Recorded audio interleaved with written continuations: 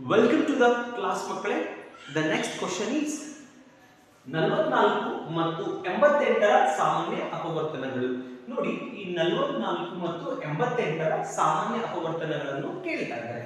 ಈ ರೀತಿ ಪ್ರಶ್ನೆ ಕೊಟ್ಟಾಗ ಏನ್ ಮಾಡಬೇಕು? ಯಾವ ಸಂಖ್ಯೆಗಳ ಸಾಮಾನ್ಯ ಅಪವರ್ತನಗಳನ್ನ ಕೇಳ್ತಾ ಇದ್ದಾರಲ್ವಾ ಆ ಸಂಖ್ಯೆಗಳ ಮಸವನ್ನ ಕಂಡುಹಿಡಿಯಬೇಕು. ಈಗ ನೋಡಿ, 44 ಮತ್ತು 88ರ ಮಸವನ್ನು ಕಂಡುಹಿಡಿಯಬೇಕು. ಓಕೆ, ಈ 44 ಮತ್ತು 88ರ ಸಾಮಾನ್ಯ ಅಪವರ್ತನಗಳು ಯಾವ ಆಗ್ತವೆ ಅಂತಂದ್ರೆ, ನೋಡಿ, ಈ 44 ಮತ್ತು 88ನ್ನ ಭಾಗಿಸುವಂತಹ ಸಾಮಾನ್ಯ ಭಾಜಕ 11. ಓಕೆ, 11 4 44, 11 8 88. ಓಕೆ, ಈಗ ಮತ್ತೆ ನೋಡಿ, ಈ 4 ಮತ್ತು 8ಅನ್ನ ಭಾಗಿಸುವಂತಹ ಸಾಮಾನ್ಯ ಭಾಜಕ ಯಾವುದು ನೋಡಿ? ಸಿ 4. ಓಕೆ, 4 1 4 2. ಹೀಗಾಗಿ ಈ ಸಂಖ್ಯೆಯ ಮಸ ಏನಾಗ್ತದೆ ಅಂತಂದ್ರೆ, ಓಕೆ, 11 × 4 = 44.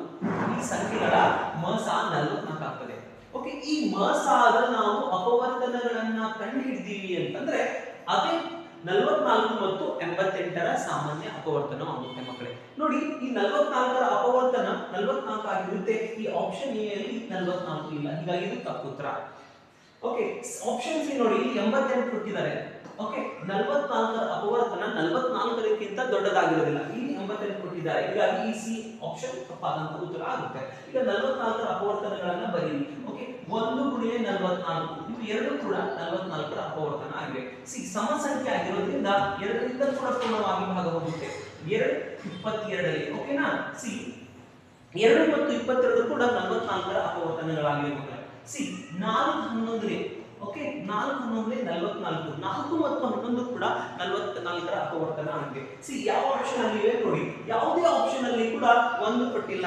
ಯಾಕಂತಂದ್ರೆ ಯಾವುದೇ ಸಂಖ್ಯೆಗಳನ್ನ ನೀವು ತಗೊಳ್ಳಿ, ಆ ಸಂಖ್ಯೆ ಅಪವರ್ತನ 1 ಆಗಿರುತ್ತೆ. ಹೀಗಾಗಿ ಇಲ್ಲಿ ಅವರು ತಗೋದಿಲ್ಲ. ಒಂದನ್ನ ಬಿಟ್ಟು ಬೇರೆ ಎಲ್ಲ ನೋಡ್ಕೊಳ್ಳಿ. 2 ಬೇಕು, 4 ಬೇಕು, 11 ಬೇಕು, 22 ಬೇಕು, 44 ಬೇಕು. ಸಿ ಆಪ್ಷನ್ ಅಲ್ಲಿ 8 ಕೊಟ್ಟಿದ್ದಾರೆ. ಈ ನಮ್ಮ ಅಪವರ್ತನಗಳ ಪಟ್ಟಿಯಲ್ಲಿ ಇಲ್ಲಿ 8 ಎಲ್ಲೂ ಕಾಣಿಸ್ತಾ ಇಲ್ಲ, ಹೀಗಾಗಿ ಇದು ತಪ್ಪು ಉತ್ತರ. ಹೀಗಾಗಿ ಆನ್ಸರ್ ಯಾವ್ದಾಗುತ್ತೆ ಅಂದ್ರೆ ಬಿ ಆಪ್ಷನ್ ಸರಿಯಾದಂತ ಉತ್ತರ ಆಗುತ್ತೆ. ನೋಡಿ ಮಕ್ಕಳೇ, 2 ಇದೆ, 4 ಇದೆ, 11 ಇದೆ, 22 ಇದೆ, 44 ಇದೆ. ಇದು 44 ಮತ್ತು 88ರ ಸಾಮಾನ್ಯ ಅಪವರ್ತನಗಳಾಗಿವೆ. ಓಕೆ.